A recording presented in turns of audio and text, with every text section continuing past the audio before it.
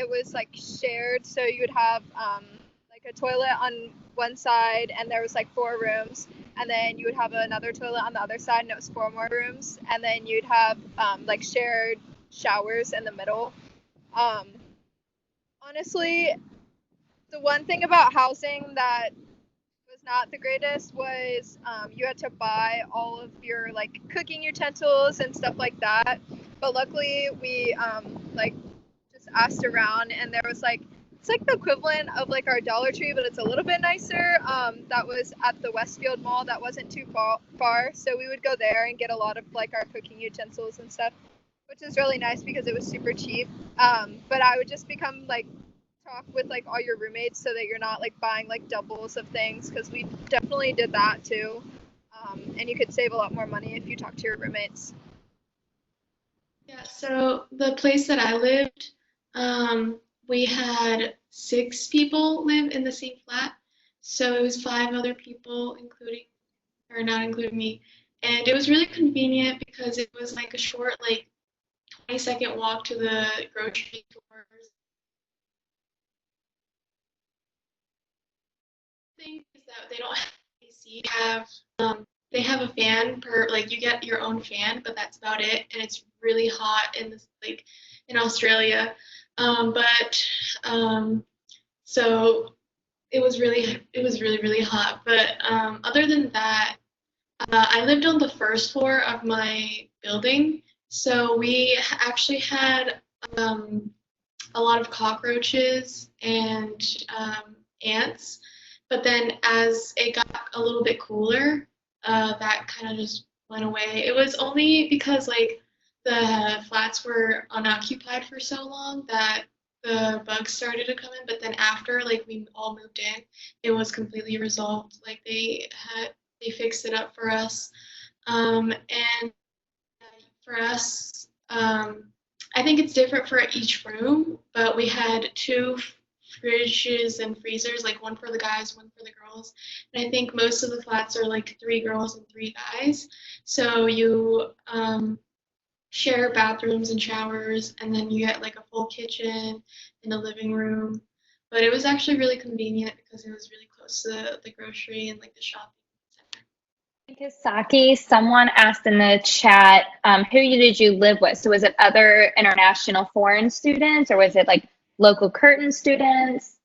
So one of my roommates was an RA, so whenever I got locked out of my room, he helped me. And then I had a couple who were from the US. They were from like Minnesota or something, also studying abroad. And then a couple local. So one person was a local person who lived like 30 minutes away from the actual school, and then one guy from Hong Kong. So so like a good blend. Yeah.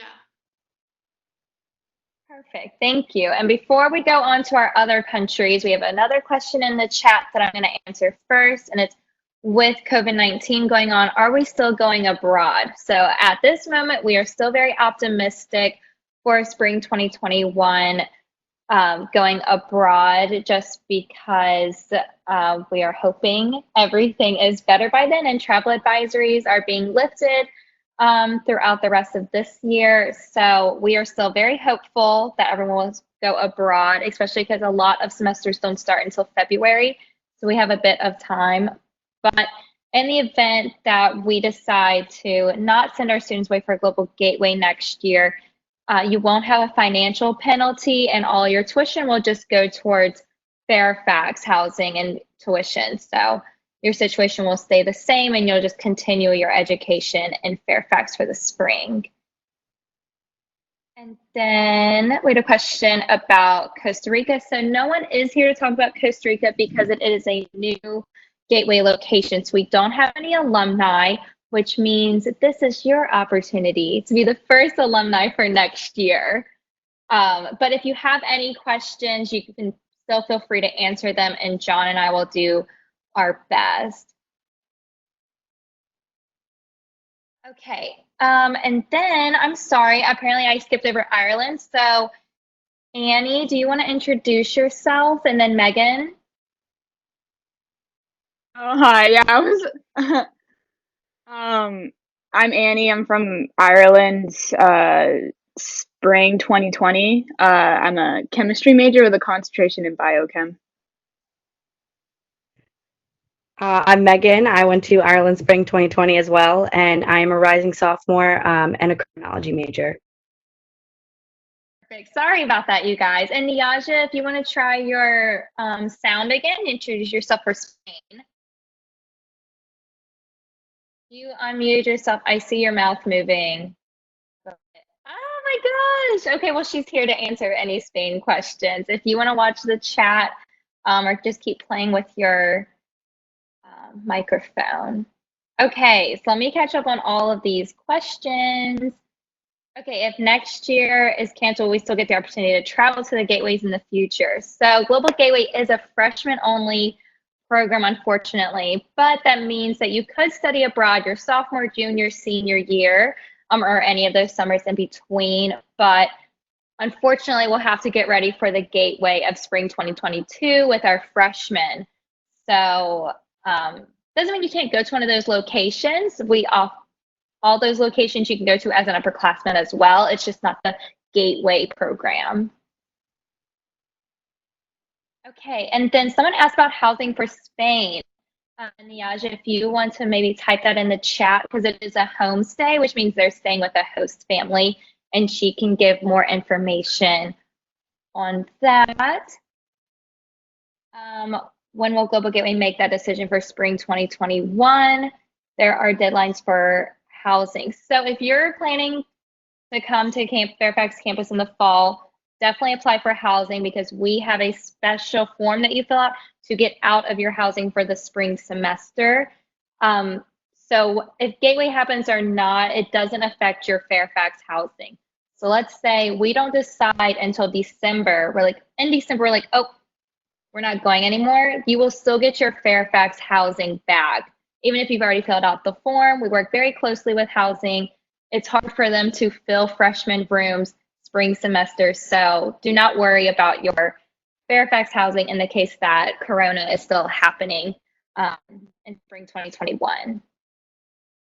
Did we have anybody study abroad in South Korea? Yes, we have Jaxon and Karena here who both did Mason Korea spring 2019. And if you had a special question about Korea, just go ahead and throw it in the chat, whether it's housing, food, academics, or anything, feel free to throw it in here and I'll read it out loud for them to answer.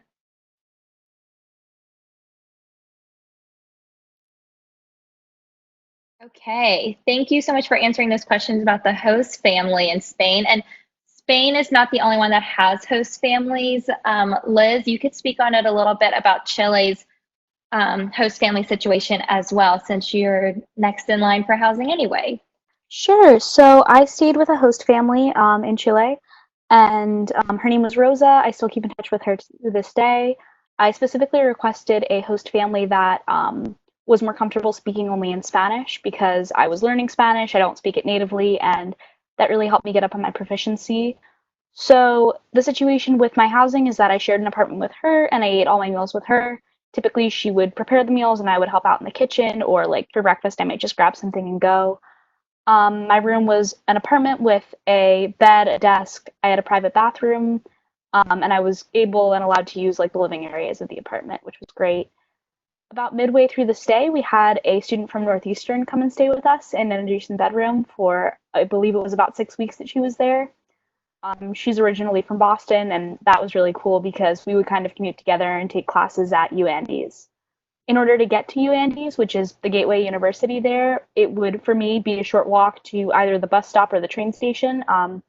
Either way to get to that university, you're going to have to transfer to a bus at some point because it's up a pretty large hill, so the train just doesn't go there. I was about a 5-10 minute walk from the train. It's really, really cheap in Santiago, so it wasn't that bad. I'd walk to university before usually coming home if I wasn't in too much of a rush too. So it was a really convenient location, and I really liked being in a host family. Thank you. And then Ireland and Costa Rica are also host families. So Annie or Meaghan, if you wanted to touch on Ireland's host family, since we're already on that topic. And before you start, someone asked about is food covered in the cost of Gateway. So if you're in a host family, which is Chile, Costa Rica, Ireland, and Spain, then dining is covered in your tuition. And if you're in any of the other gateways, then the meal plan is going to be on your own. Okay, so I can talk about host family in Ireland. So me and Annie were actually in the same host house. It just ended up that they needed to put 2 people together, a few people together, because they weren't getting as many host families like interested in hosting at this point. So me and Annie were in the same host house. For me, I felt more comfortable with that because like staying with people you don't know can be daunting sometimes, but it was a great experience. They cooked amazing dinners for us every night. Their food was fantastic. The transport to school was a little frustrating, especially with early classes.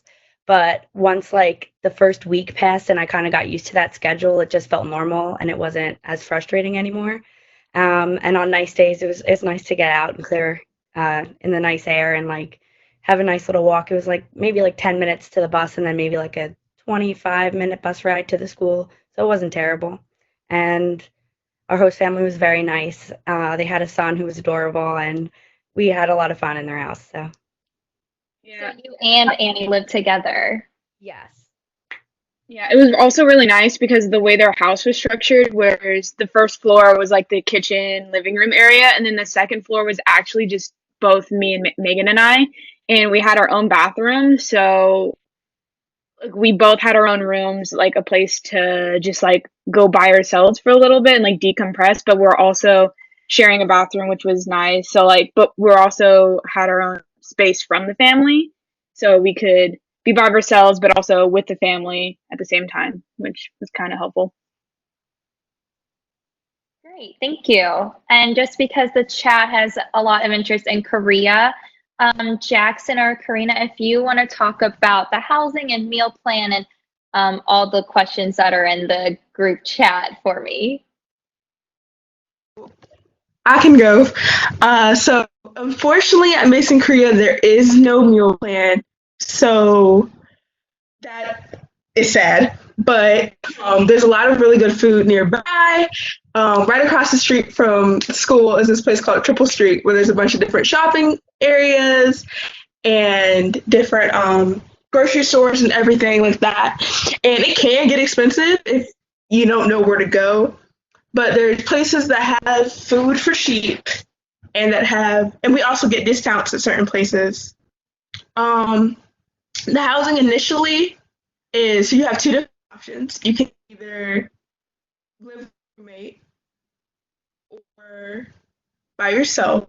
I know for other people that did it, like study abroad, it was different prices, but I think for Mason's, like Global Gateway kids, it was the same price.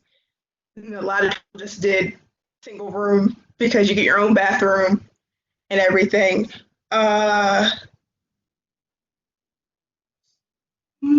So there's a question that asks, like, do you have freedom to go anywhere? Like, just go out of campus? Yes.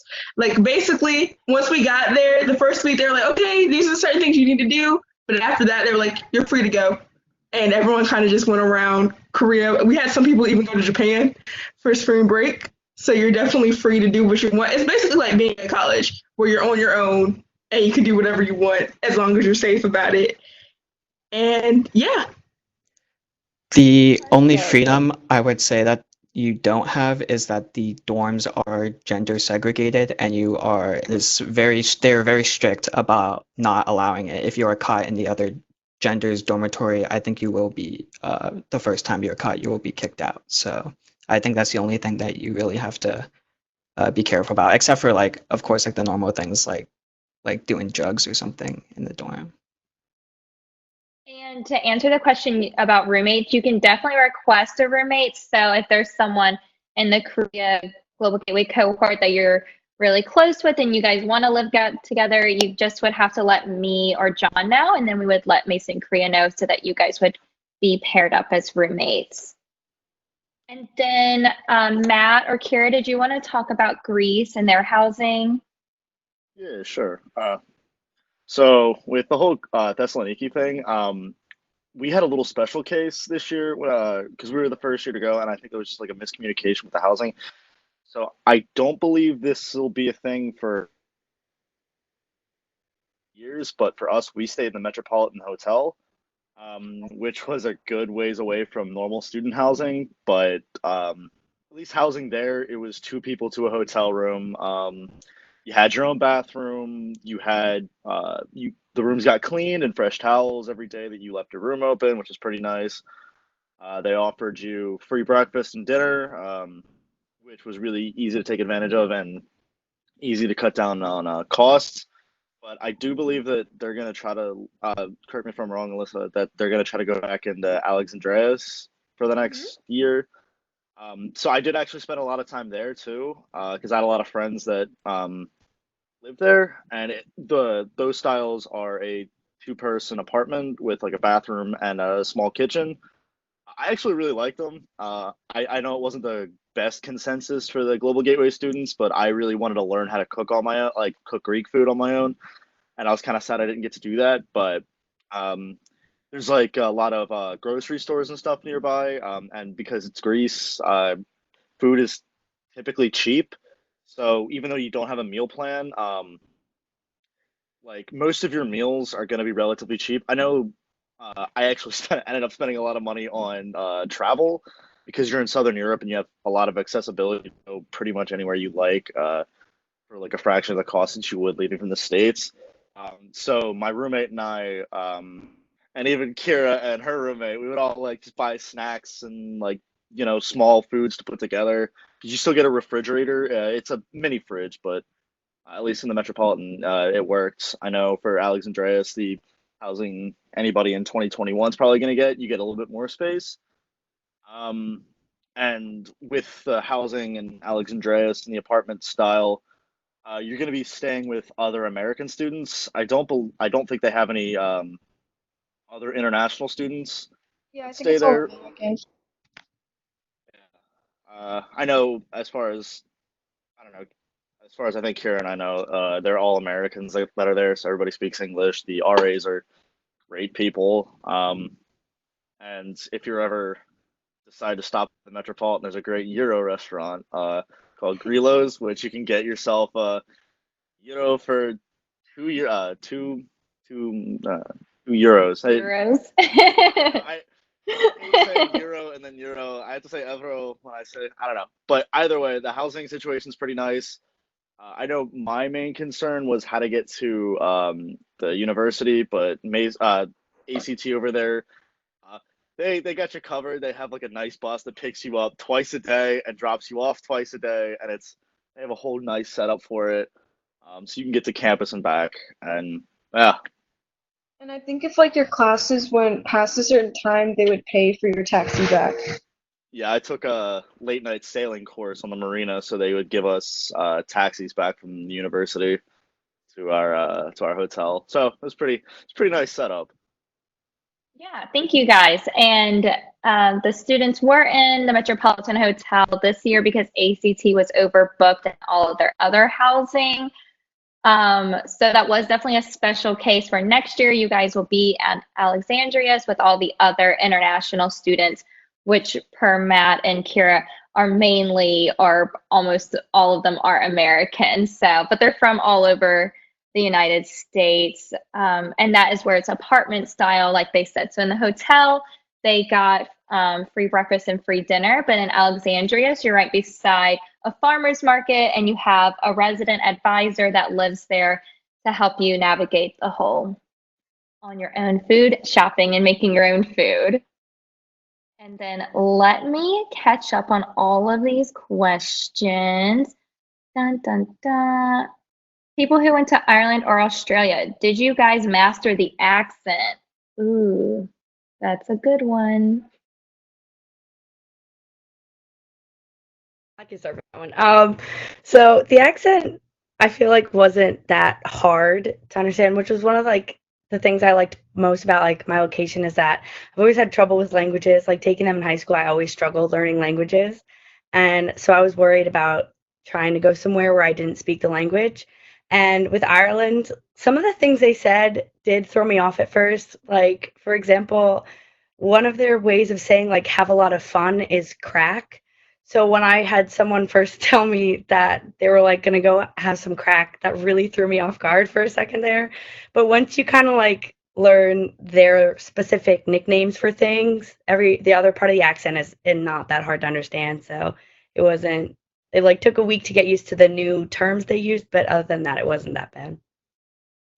Can you do an accent, Meaghan, per someone's request? Oh, was that the request? Oh no, I can't do that. Annie, you take that one. Okay. Annie, you take that one. Oh, I can't do the accent. You pick it up, and I started saying certain words differently, like three, Yeah. and like just the way, or car, I would just find myself like in a weird limbo between an American accent and Irish accent. And then it also threw me off guard, the amount of like Irish they have, because it's like technically it's a multilingual country.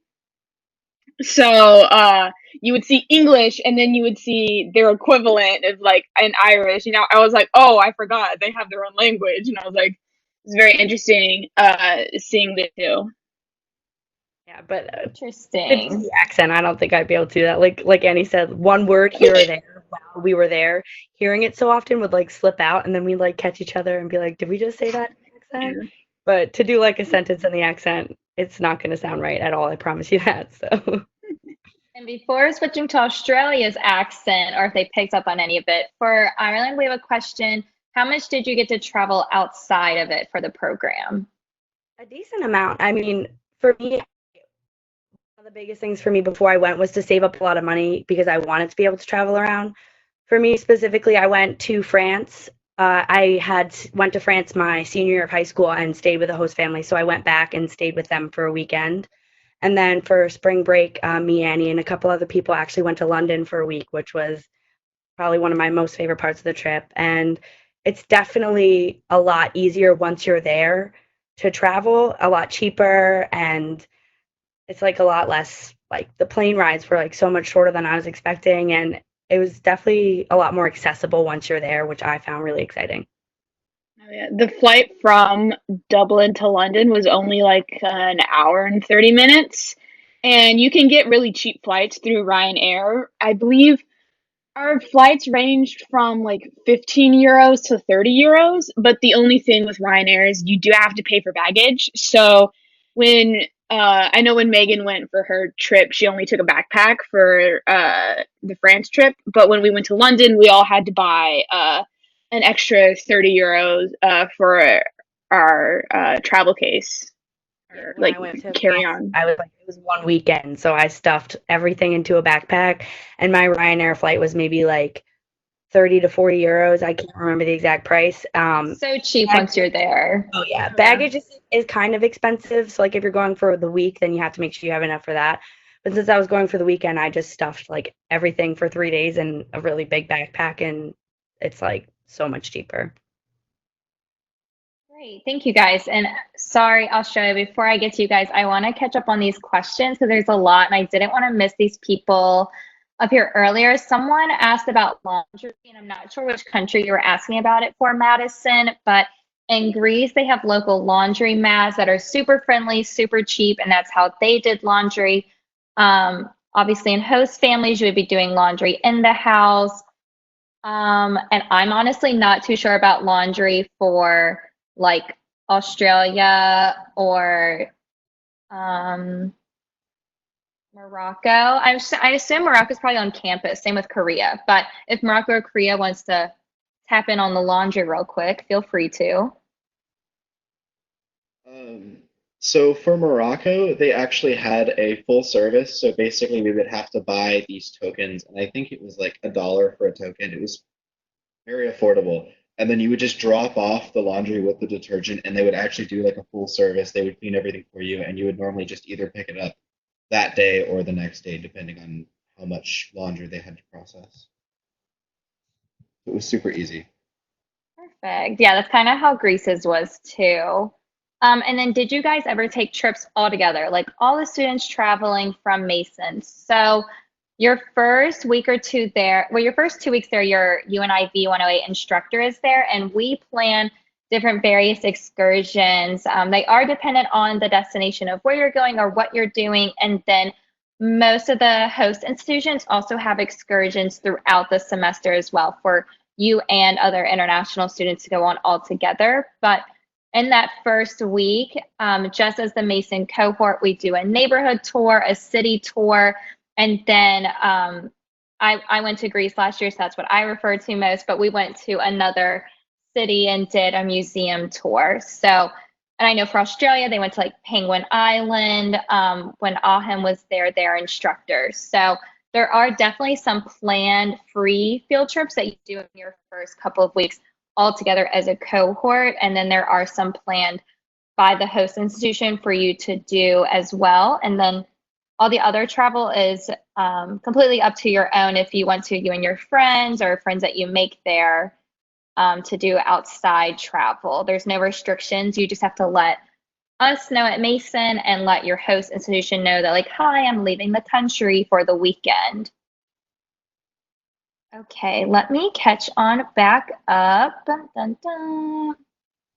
How's the food in Thailand? So we don't have anyone from Thailand here because it is a new Global Gateway, but Kaylee went to Thailand when she was doing Global Gateway Australia, and she said it's super good and super cheap.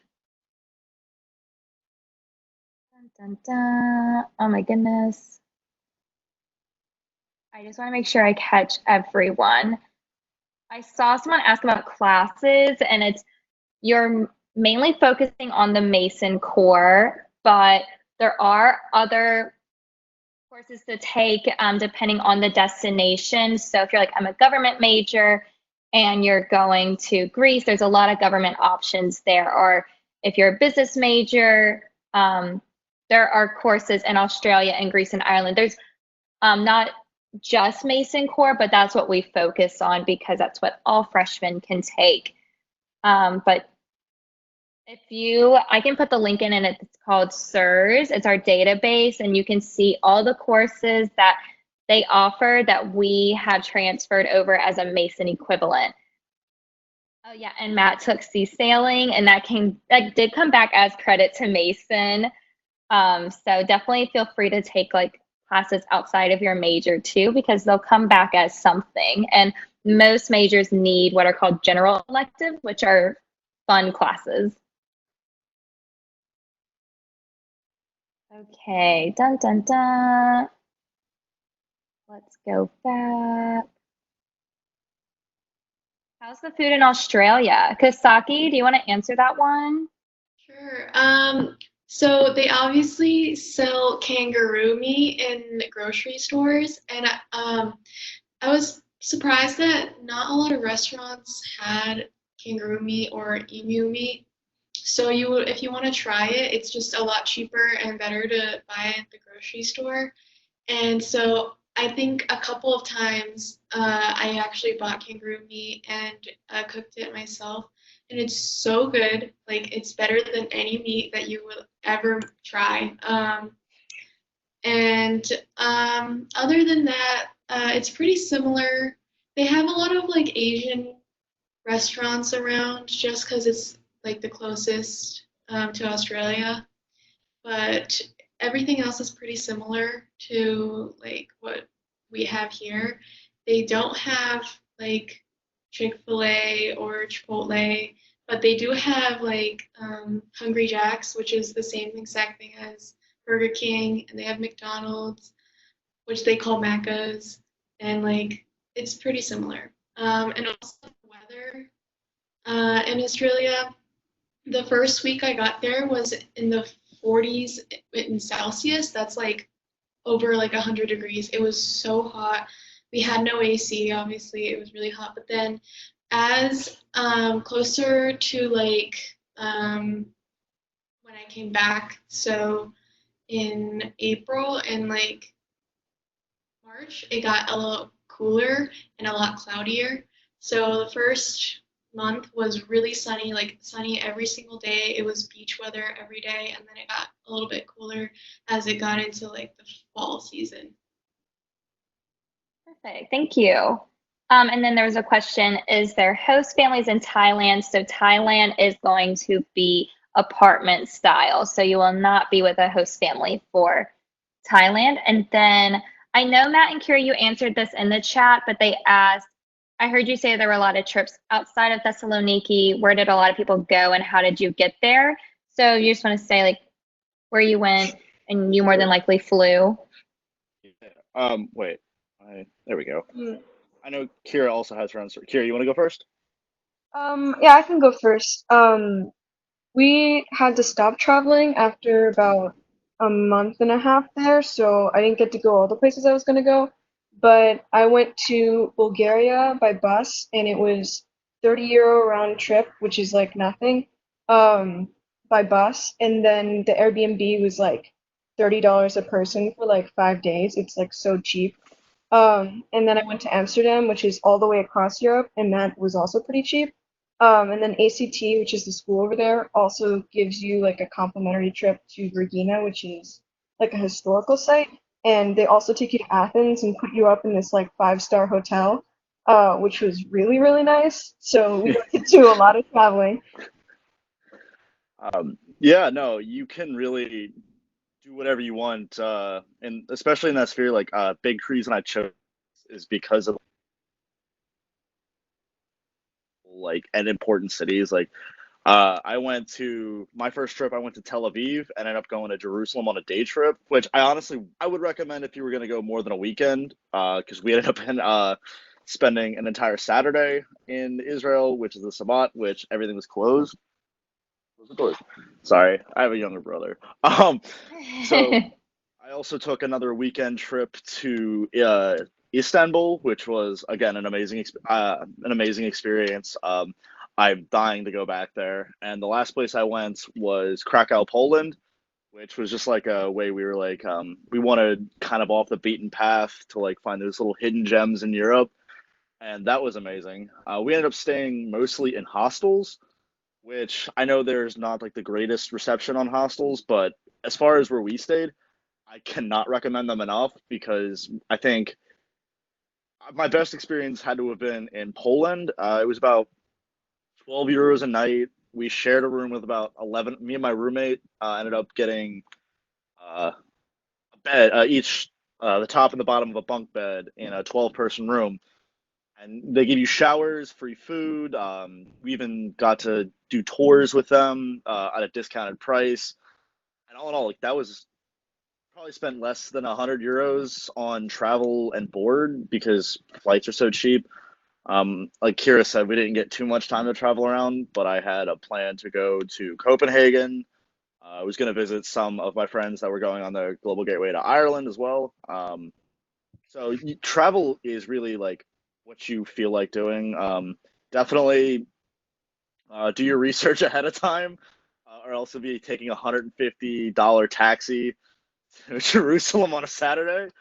But as long as you do your research, and I definitely recommend downloading the Alert Traveler app, just so you could like be as safe as possible because traveling is a risk. But yeah, it's just we were doing this on weekends. Like I made sure I scheduled my classes that I didn't have any classes on a Friday, so I would have a regular school schedule, Monday through Thursday. I leave on a Friday, get back on Sunday, school Monday, and that's how.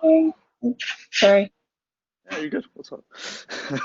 Greece is that they have a lot of holidays, so you have plenty of opportunities to travel around like that. Even if you don't have Fridays off, which you most likely will, because they don't do a lot on Fridays. Yeah, but you have plenty of time to travel. I just wish I got to spend more time traveling in Greece, and I got to go to some islands. But Athens, Vergina, we went to. I can't remember the name of the place. Kira, what's the mountain place we went to? Delphi. We went to Delphi as well to see the Oracle of Delphi. That's my bad. Yeah, you get to do a lot of traveling as long as you put the research in. Yeah. Thank you. So then some more questions.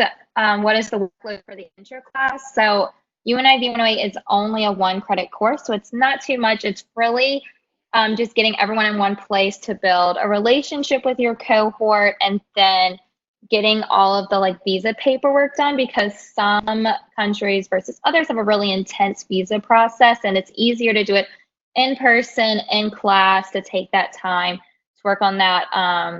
The class is mainly just to transition you all from high school to Mason, as well as Mason to your new country. So learning all about the culture for your new destination. But workload, it's a few journals and a final project. It's not much. And I'm teaching Chile, so if anyone's here, hello.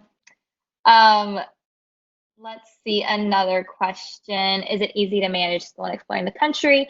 I definitely think from Matt's commentary, it's very doable as long as you're willing to put in the work during the weeks. You can go have fun on the weekends. And then a lot of people have asked, how much should you pack? So Kailea or Kisaki, if you want to answer this one about how much did you pack, what was the weather like, and where did you travel while you were there? And Kisaki wasn't there long because of Corona, but feel free to answer. Okay, so one thing that I wish I would have known for packing for Australia was later during the semester. So when we first got there, Kisaki said that it was like 100-something degrees, and when you think of Australia, you're like, oh yeah, it's just gonna be warm like the whole entire time that I'm there, like beach days every day. Well, towards the end of the semester, it actually got down to like the 50s, and then along with, I know Kisaki was talking about, you just get a fan for like your room, but you also get this heater, and it only turns on for like 2 hours, and then so if you turn it on at night, it'll heat up your room for like 2 hours, but then it'll get so cold. So I ended up buying a lot of like sweatshirts and jeans and stuff because I only brought like shorts and like one pair of jeans and like a lot of dresses. So definitely bring like layers so that you have stuff for the summer, but then you also have more layers like when it starts getting colder, more towards our winter. The weather though, it held out really, I want to say, until like the end of April. That's when it finally started dropping down into like the 70s and 60s. So for the majority of the semester, it was fine and it was nice and warm. And then for traveling, so I was there for my whole semester because I went in spring of 2019. We had a spring break, and for spring break I went to Thailand because it was so cheap. I was just amazed by the prices. I think it was like 300 something round trip for us to go to Thailand, and then it was super cheap while we were there. And then I traveled all around the west coast and the east coast of Australia. So the west coast is really cool, like outdoorsy wise. Like I like to hike and just like be on the beach, and so mostly that was like the whole entire west coast, and it's not very populated. Perth is the only city on the west coast that is like an actual city, and the rest of them are all just like country like towns and stuff and country beaches. And then the east coast, I traveled all up and down into some islands over there, and that's more populated, definitely, like Sydney, total like city and stuff, and they have beaches, but those are like super crowded. Yeah. Thank you. And then we're going to switch over to Korea. I know you guys answered these in the chat, but I feel like you probably want to speak on it more vocally. So in spring, is Korea hot or cold? I think it's super cold. It was like snowing for the kids who went this year. So Korea, could you answer, what's the weather like for your spring semester? Where did you travel while you were in Korea? And then what's the transportation like, which I know you answered a bit in the chat about subways. And then about international, like cell phones, doing like a SIM card versus your carrier. Okay, I'll go first again. So for transportation, it was super easy. So there's I forgot what the name of the app is, but it basically uses, so it basically shows you, like you type in where you're starting from and where you want to go, and it basically tells you how to get there, where to transfer, when to transfer, after how many stops. So it's very easy. Yes, it's better if you can read Hangul, so to know what the stops are, but they always have it. They usually have it in English under, so it's not that much of a problem. You can also use the same subway card for the buses, so that's very convenient. For weather, it's cold, like very, very cold. And Songdo, where the Mason Korea campus is basically built on leveled out swampland. So there's like river and everything, and all the wind that very like comes in. So it didn't start getting warm until about May. I thought it was like April. It was April. I thought it was May because I remember wearing. It's like summer. It's like halfway through the semester. It starts to finally get warm. You're there until late June, so Yeah, mid-June. So it starts to get hot, but make sure you have a nice warm jacket because you're not going to get through if you don't have one. And when it comes to travel, so for me, so you go around Seoul. A lot of people go to Seoul on the weekends I don't know if I'm allowed to say this. hang out. To hang out responsibly. And there's like different areas of Seoul that you can go to. A lot of people also went to other provinces in Korea. So I went to Jeju, which is an island off of the coast of Korea. So it's kind of like the Korean Hawaii. And I also went to Busan, which is like, I don't want to say this, but like Korean Florida, where it's like the southernmost part and wild things happen, but that's a story for another day. And Jaxon, did you go anywhere? Yes, I and a group of friends actually went to Japan. We had like a small extended, I think it was like one extra day to our weekend, and we left early on Thursday, and we came back on Monday. So it was because they don't really have a spring break, so that's kind of like the longest break you have, but it was still sufficient to have a good time in Japan.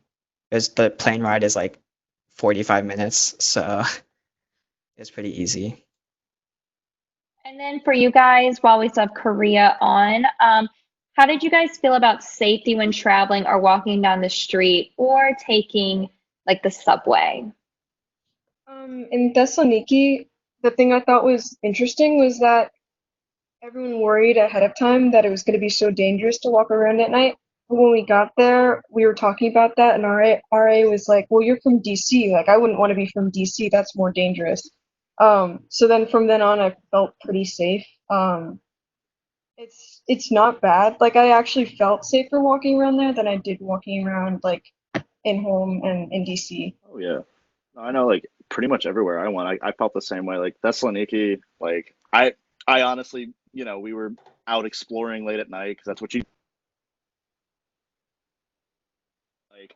Felt very safe walking around like as I'm not alone and you take basic traveler's precaution. Like I personally like to walk around at night to see some touristy sites. So like especially in Thessaloniki, I would recommend like you stay away from like the major touristy sites. Like I know for Thessaloniki it's the Round Tower. You would want to steer clear of that late at night. But other than that, the entire city I felt like I'm from the greater Philadelphia area, so I felt pretty good walking around Thessaloniki. But even like other countries I visited, like Poland, I felt perfectly safe. Israel, and even like Istanbul. I loved walking around Istanbul late at night while seeing the Hagia Sophia at 3 a.m. was a really interesting sight. I think like I know Kiara and our RRA told us like the biggest thing to worry about is pickpocketing, and we didn't even have much of a problem with that. Just keep your wallet and phone in the front pocket, and just common sense takes you a very long way. It very safe. Pretty much do anything. Thank you. And then Korea, how did you guys feel safety wise? It was safe. It was super safe. Like I never felt in danger at all. And especially we went out a lot at night and it didn't feel like I feel like I didn't have to look over my shoulder and clutch my purse. It was very like everyone was trustworthy. Like people would leave their bags at places. So like if you're at like a restaurant and you went to the bathroom, people would just leave their bags at their spot without, being worried about it. So Well, that's good. Very safe.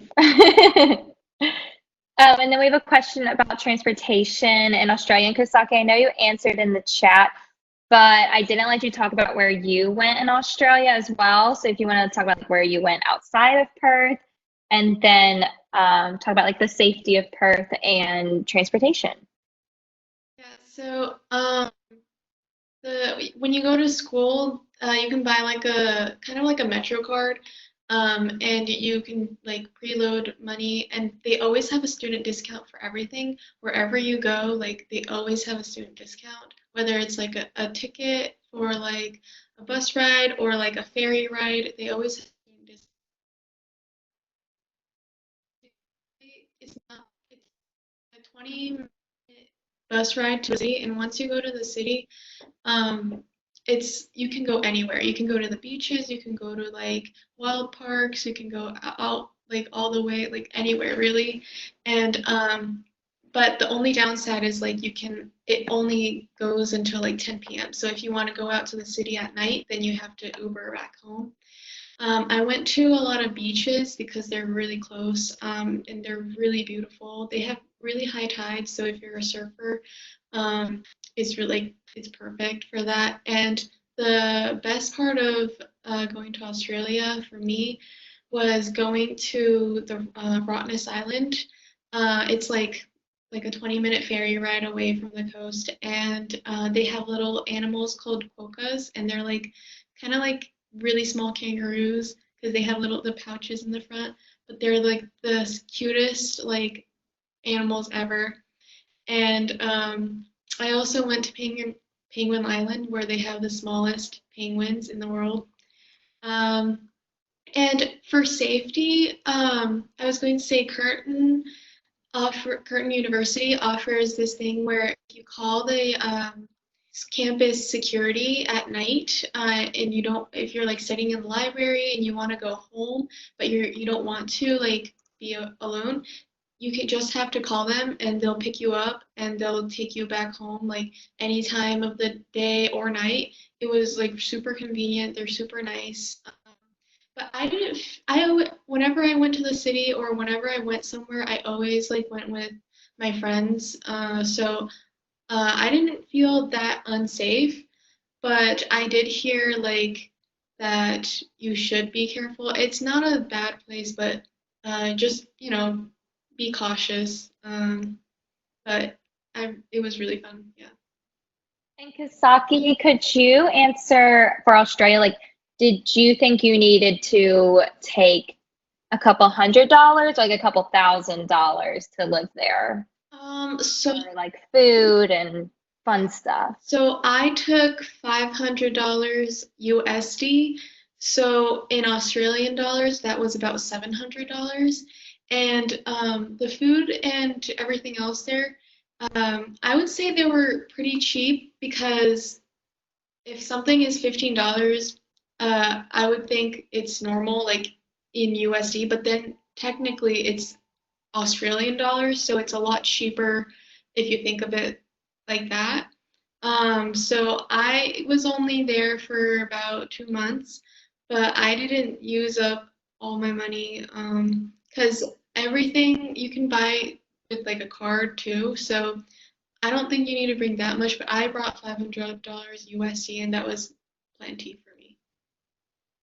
Perfect. Thank you. And we're just going, maybe it'll be easier to touch on it by country. So Liz, could you answer how much did you pack? So like 1 to 20 suitcases. Hopefully you didn't take that much. And if you felt like once you were in country, if things were like cheap or expensive compared to America. Sure, definitely. So I tried to pack pretty light. I had my one regular checked bag, and then I also had a carry-on. Additionally, I did bring a little folding duffel, and I just threw that in my like regular carry-on bag, which was good because when I was packing up to leave, any souvenirs or just clothes that I'd gotten along the way were a lot easier to pack, and that was actually free as my second checked bag on the way back. I think that clothing was a bit less expensive. There are a lot of the same brands that you would find in the US and Chile, so like H&M and kind of a lot of those major fashion brands. So you can definitely find cheap clothing there, and that was good as the weather changed. Again, with it being the southern hemisphere, it gets down to what I think would be comparable to maybe like October or November in DC during the winter. So it was good to have that option for buying clothes. Um, I don't really feel like I overpacked. I tried to pack as light as possible and then just sort of work for there. As for food and other things, it was a lot less expensive than the US, especially I'm from New York, and compared to like any major city, I would say on the East Coast, way less expensive for food, going out, things like that. I would definitely just recommend keeping, I don't have it on my phone now, I got rid of it, but a conversion app on your phone. Just during those first few weeks, it's going to be kind of hard to understand in your own head, like when I'm paying this much for this thing, how much is actually coming out of my bank account. So if you just look at it every time, you're going to start to get a better idea and kind of feel for how much money you're actually spending. So I would definitely recommend that. That is a good tip. Thank you. For Ireland, Annie or Meaghan, same question. How much did you pack, like a lot or a little? And then how much did you feel like Ireland was more expensive or less expensive than America? So I packed the same. So I had one checked bag, one carry-on bag, and then a backpack. And I used Target actually had these like bags that like would shrink your clothes for you, so it would pack a lot less and like use a lot less of your suitcase. So I didn't fully pack my check bag, which was really nice. So I did buy a lot of stuff in Ireland, and so I was able to fit everything in my carry-on suitcase. And then as people were saying in the chat, the euro is worth more than USD. So things in Ireland were relatively cheaper, but it would mean it's more expensive coming out of your bank account. And so I did find everything in Ireland they used mainly card, specifically tap card. I don't know if your bank does it, but if you are going to Ireland, I would recommend trying to get a tap card because it's just a lot more convenient. I found like inserting or swiping my card and like I'd signing so many things was just inconvenient at times, but yeah, that's basically it. Yeah, I'd agree with the tap card thing because, like, a lot of places you go, they're expecting you to have the tap card, and then you have to sign. And there's people behind you, and then they get impatient, and then everyone's staring behind you, and then it's like a little uncomfortable having to like stand there and because if you have the tap, it's just a quick, easy go kind of thing. But if you do insert or swipe your card, you do have to sign for everything, even if it's like a $3 purchase. And also with the transforming of the money, I'm terrible at saving money. So for me, I really recommend, like Elizabeth said before about getting that conversion app, I would do that definitely. Because for me, I was like, I'm not spending that much money. And then I'd check my account and be like, oh, I spent so much more than I thought I did. And for packing as well, Annie was here when I packed. She knows I'm like a stress head when it comes to packing, but you shouldn't have to get too crazy about it because I ended up packing a lot less than I wanted to, and I didn't feel underpacked when I got there. A lot of people wear the same things like once or twice in a week, so it's not here where it's like you can't wear it in the same month. It's weird. There, if you wear the same outfit like twice in a week, no one notices, no one cares, so it's not super crazy. Yeah, definitely in Europe, that tap card is very real. That's all they use. And like my card couldn't tap. So I just always used my cell phone because I had Apple Pay. But if you're going to any of our Europe destinations, you definitely want to see if your bank has the tap card option. And Kiara said, yeah, Greece is definitely, they much rather prefer cash. They're super heavy on the coins, which is different from America because I feel like we don't use any of our coins. It's either like, dollars or just honestly we're way more on the cards, but Greece is big on their cash. Morocco, Joaquin or Andrew, did you want to talk about like again the same questions, packing, how expensive Morocco is compared to America and anything about Morocco? Or Yeah, go for I'd be glad to. So in terms of packing, I brought 2 large suitcases and then a backpack. So I felt like that was enough for me. I mean, like, you just want to have enough room in case you bring stuff back. And I would say that Morocco is very cheap. It's very cheap country to buy things, especially food. Like, I remember I went to Tangier with some friends, and we all spent 100 dirhams, which is like 10 US dollars, and we got like 4 plates of food, and which is like really good. And yeah, no, I'd say everything there is pretty cheap. I'm trying to think of what's really expensive there. I would just say maybe the phone plans with the SIM cards can be the most expensive thing, but even like I had one that was like 100 dirhams a month, so like $10. So that was Bad. probably, yeah. That's not bad. Like my Verizon plan was $10 a day, so Yeah. $10 a month is not bad. I can't. I'm trying to think of what was actually expensive there. I would just say that Morocco is very cheap to travel, very cheap to get around. And honestly, like a lot of people have like a preconceived notion that Morocco is like unsafe because it's like a majority Muslim country that's like a bad stereotype people have about it. But I would say I really never had any moments where I felt like genuinely concerned about my well-being or safety while I was there. And then, Joaquin, what do you think is a must-have in your suitcase? Like, did like a charger adapter, or like you have? I mean, this yeah, shampoo, if that was like a must-have in your suitcase. The adapter for sure, I would say. Also towels. I mean, if you don't, you can buy one there. But if you really like have like a certain fabric that you like or something like that, I would bring that because you can't. Well, the university does not provide towels, and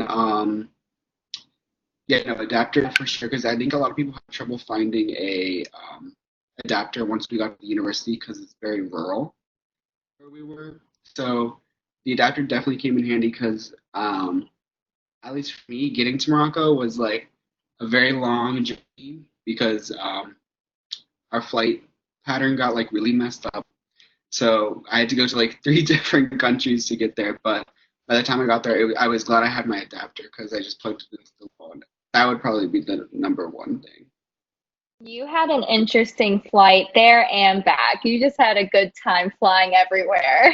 I mean, I saw a lot. Andrew, did you have anything to add about Morocco on what Joaquin said? Yes. Well, I wanted to go back to traveling real quick. There was one app that I didn't know about until I got there, and it was an absolutely amazing app because Morocco did not really have any kind of the ride-hailing services. You didn't have Uber or Lyft or anything like that. And so trying to navigate, especially long distances across the country from like rural areas through cities and then to another rural area and then like finding how to get to your, apartment that you rented in a town could be really hard. And so I got an app called Rome to Rio, like ROME, the number 2 RIO. And basically it would map out every single option for travel and would give travel expenses and everything you can imagine. And it actually, I mean, it got me there faster and cheaper than Google Maps could or Waze or anything else could. And so my travel expenses certainly went way down from before I got it until after I got it. I'd say specific to something to bring that I didn't really think about, and I brought it kind of on a whim, and I actually ended up needing it a couple times, is that when I brought my adapter, it came with a couple different plugs. It just, because you can switch them on and off for different types of outlets. I brought every single type of adapter with me. Like it was like 3 or 4 different types, and it actually helped me out a lot because when I went on spring break, well, I got redirected through Europe, so I ended up needing an adapter that I wouldn't have actually supposedly needed. And then I went to spring break in Ukraine, and so while I was in Ukraine, I needed a different type of adapter, and it would have been. So if you're thinking of going like across Europe and then cross continents, that's incredibly useful if it just to just bring them all because it's relatively a little bit of extra space for a lot of getting yourself out of bad potential situations where you can't charge anything. Yeah, that's a very good pro tip to have like a multiple use adapter. So it's not just for your country, because if you're going to travel, they're more than likely going to have different outlets. Yeah. And then if any, feel free like any and all countries answer, just like what was the must have in your suitcase other than your passport. For me, one of the main things that I didn't bring that I should have is like a medium kind of jacket. Because I live in New York, so it's either like warm or it's like heaviest jacket you have, cold. And when I got there, the weather can fluctuate in Ireland. Like it can be like in the morning when you leave, like really cold, and then when you're on your way home, it could be warm. And I only had like a big jacket, and it took me like a few weeks to actually find a store with like a decent light jacket. So I would definitely like double check your weather of where you're going, and don't just bring like a huge jacket, because there are some days when it's chilly, but you don't want to be carrying around a huge jacket all day. So that was one thing I definitely should have brought that I didn't. For Chile, I would definitely recommend some type of backpack that has like an anti-pickpocketing system. I got one a little bit, actually, after I got to Chile, I was going abroad again, and I got a bag that had sort of interlocking zippers. Santiago is a really safe city, but there is a pretty big problem, unfortunately, with pickpocketing, and I know that's common throughout a lot of the areas where the global gateway locations are.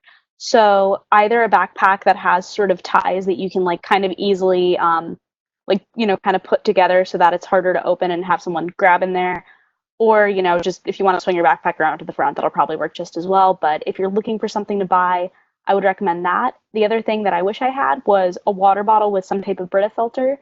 I know the official guidance there is to only drink bottled water, but at some point you're going to be in a restaurant or, you know, just in a location where you can't really get a bottle of water. So I would definitely recommend that if you can sort of use that to acclimate yourself to the tap water there, because it's not that it's extremely dangerous to drink it. Most of the locals do. It's just that your body isn't used to it and you're going to get kind of sick if you just go and chug a whole glass of water on the first day. So I would say that.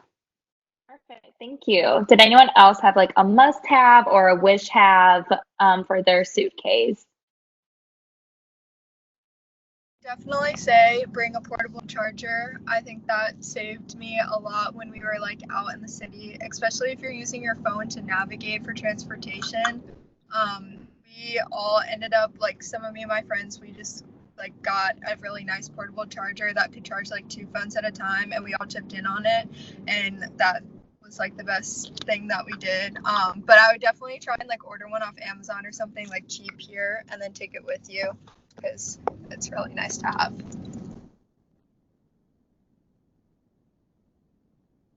Did anyone else have any must have or wish haves for their suitcase before we move on?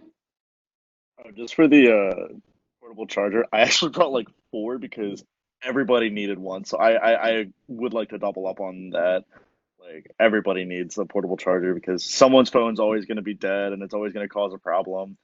I literally would just bring like a bag and all that would be in it are like water bottles and portable chargers. I actually wish I brought more hangers because all I did was like those cheap wires that you get for free from like the like cleaners, because you can, if you go on like Google Maps and you can like go through each like some of the buildings from Australia and like their flats, and my room specifically, my building, I don't know about the other buildings, but we don't have like drawers or like anything like that. The closet is just a rod. So all the clothes that you have to hang it up. And I brought a few of my like hangers, but like it's just a lot easier if I had brought more. You could buy hangers from like the store close by, but it's just like cheaper if you bring the like really like the wire ones, so that you don't have to spend like more money on the high quality like hangers that you don't need. Korea, did Mason Korea offer towels or did they have them for you guys already there? No. Um, I brought towels, so I was fine. I don't know about anyone else, but I don't think they provided towels. A big issue I know with our gateway was the issue of bedding, because I believe our gateway instructors told us that they were supplying bedding, And it turns out they didn't. And the first day we went there, like because the shops, an important thing is the shopping mall that's right next to campus closes at like 10:30. And so when we got there the first night, I know a lot of us had to sleep on our beds without bedding, which was a little rough. But it's also an issue of like, because bedding takes a lot of space in your suitcase. So I would really think about if you want to devote that space. I ended up buying, I ended up having to buy my own bedding, and I just had to leave it there because I didn't want to bring it with me on the way back. That makes sense. Maybe some like cheap, they're twin beds, right? So maybe just from your fall semester, you bring those buddies and then don't bring them back. Also, another thing is they don't have full size towels. Like their towels they use are like half sized. So if you want to have like a full size towel in Korea, bring your own. See, this is good information. I'm like writing it all down for tips for these next year students because I'm not going to know that they have half-size towels. Like you guys were there for so long, really experienced it. So this is good information to have for the perspectives and for myself. Olivia asked, did you get in touch with your host family before traveling there? I know Ireland, you guys found out about your host families pretty late in the game, but everyone should get in contact with their host family before they arrive.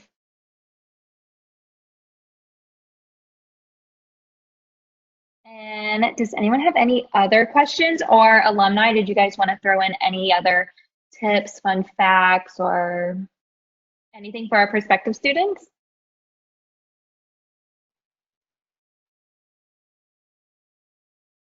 I guess one thing I would say is like the culture thing. Like for Ireland, for us, it wasn't like super crazy because they have a lot of similarities, especially since we were in Dublin, not really, like more country side of Ireland. But coming home was definitely harder. I mean, it's different because the pandemic and the quarantine all happened, so I couldn't like go back to my usual schedule.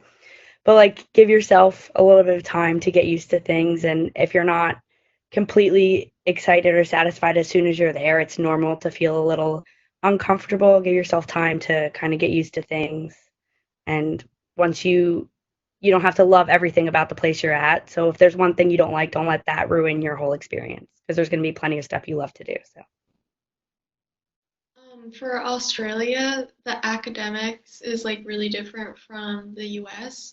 So for my classes, I'm taking like a bunch of interior design classes, but most of them, it's composed of like 3 projects. So, or like 2 projects. So each project would be like 50% of your grade, or maybe like 20 or 30. But they don't grade you for homework. They don't grade you for like everything else. They only grade you for like a big chunk. So if you screw up like that one project, that's worth like 40% of your grade. But also their grading system is a lot different. So a 50 is a like passing grade. Instead, like in the US, it's like a 50 is like a failing grade. So there are a lot more like it's like skewed differently. So you can get like a 70, and that would be like an A instead of having it be like a C. So it's a lot different. And Niyaja wrote, I just want to read it out loud. For her pro tip, or she wished she had known, is that not every gateway is the same for course offerings. And so she's a bio major, and she said she did dual enrollment before she went to Mason, which fulfilled a lot of her Mason core. So it left her courses a bit of a challenge in Spain. And that definitely is our like #1 pro tip, is to take more major courses in the fall to save your Mason course for the spring, because you think, I mean, it's usually advised to take your Mason core in the fall, but because that's what is offered over at your gateway, it's more preferred for you to take those major courses in the fall so you have something to take in the spring. But definitely take Com 101 in the fall because it's not offered anywhere but Mason Korea. If you're Korea, feel free to take it whenever. And then John, our manager, posted in the chat, our application link. So if there are any students in here who has not finished their application or hasn't confirmed yet, we encourage you to go back in and either finish your application. It's really short after hearing our lovely alumni of their experience, or to go ahead and confirm for your destination. We are super excited for our next cohort and very optimistic that things will run for the spring semester. Is there a way to see what classes are available at the different locations from Shannon? Absolutely. SIRS is my best friend. I look at it probably, I don't know, every day, helping my students either who have come back or who are coming to Gateway. So I posted the link here.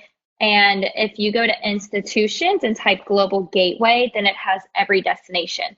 So Global Gateway, Australia, Chile, Morocco, all of them. And we have on there a list of what they offer and then how they come back to Mason. And this list is ever growing. So if you see there's not a lot for somewhere, do not fret. It is a building process. And as we send more students, we are converting over more courses. So it's not set in stone. This is all they offer. Dun, dun, dun. I had another pro tip for just a tip for people.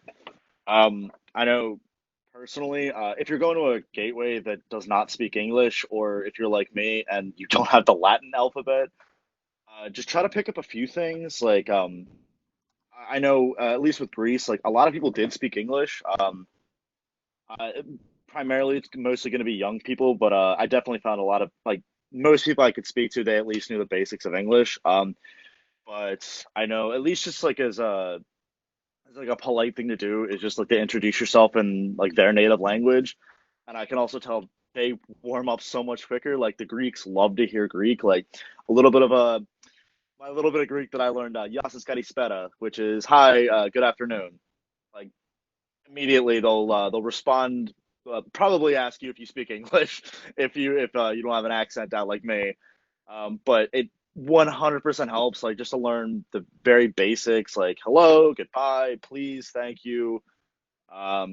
Maybe ask for like directions. I did at one point know how to ask where the bathroom was. I don't remember exactly because it's been a while since I studied my Greek. But I know for me, I'm an international relations major, so I ended up taking Greek while I was there. So if you're in another country that doesn't speak English, I would also recommend taking the language while you're over there. It you would get more immersed in the culture. And like I said, I know, especially in other places I've gone, people just like to hear if a foreigner, if you take the step to bridge the gap and to speak their language, they're going to be so much more friendly to you and a lot more patient. Especially if there is a language barrier. Like I've had very broken conversations with people in Greece and other countries I've traveled to that did not speak English.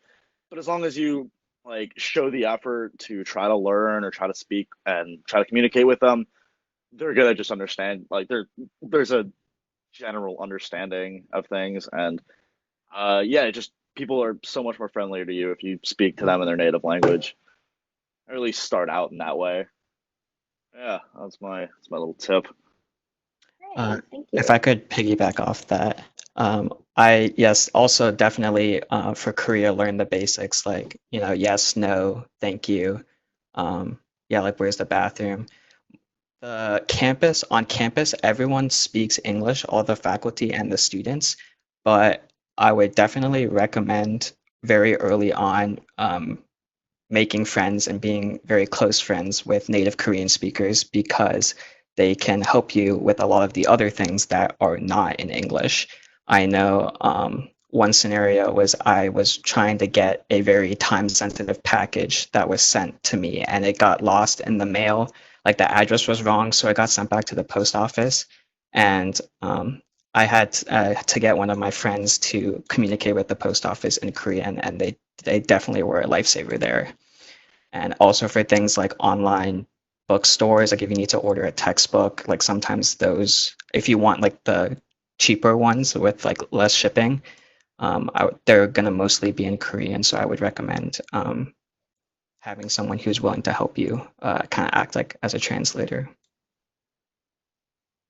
Great, thank you, Jaxon. And then we had a question for anyone who has host families. I know, Meaghan, you answered it about feeling uncomfortable with a host family, and Meaghan alluded to it that if you get there and your host family isn't everything you hoped and dreamed for, or you guys just completely do not get along, then there is a process for you to go through to get a new host family. So it's very possible to accommodate and find a more fitting family for you.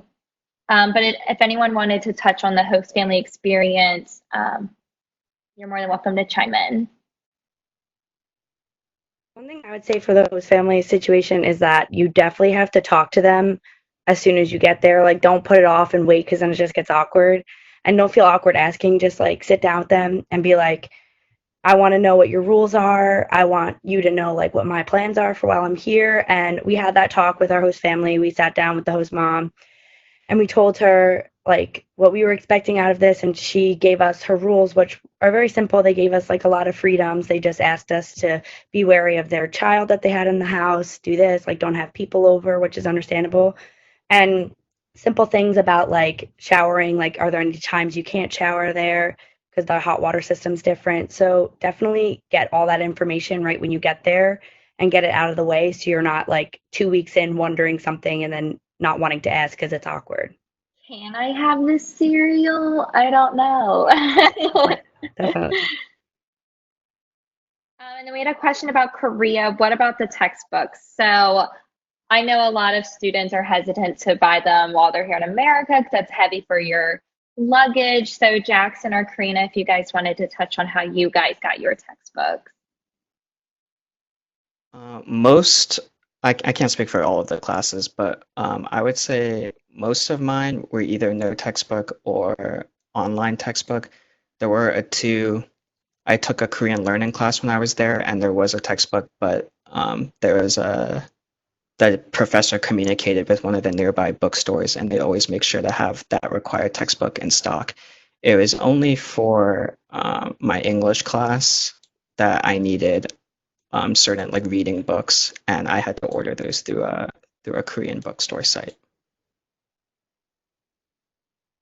Perfect, thank you.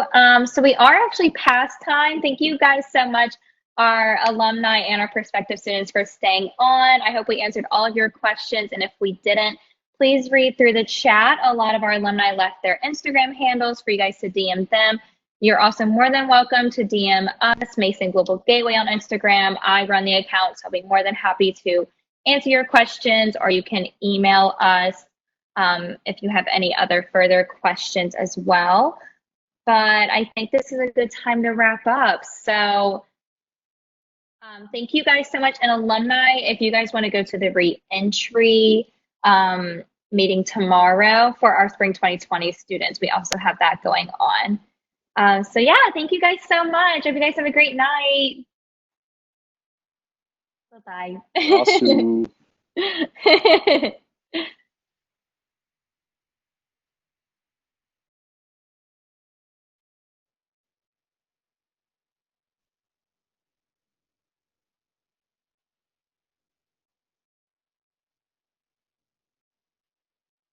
Nice job, Alyssa.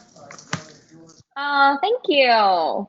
Yeah, it was awesome. And also all you alumni, it was really great to see you guys. Did a wonderful job. I was writing stuff on my laptop like a maniac. I was like, this is good stuff. Yep, very good stuff. I was like, I'm basically a prospective student. I don't know what's the best to bring or anything. So. Well, everybody's so different too, so it's nice to hear. Yeah, every country's different on what's to bring or not. Yeah, and people are different, right? So it's so cool to hear everybody's perspectives. Yeah, I love the towel bit because there are. Oh, who knew towels was like such a hot topic? All right, I thought that was I'll funny see you too. tomorrow. All righty, have a good night. You too. Bye-bye.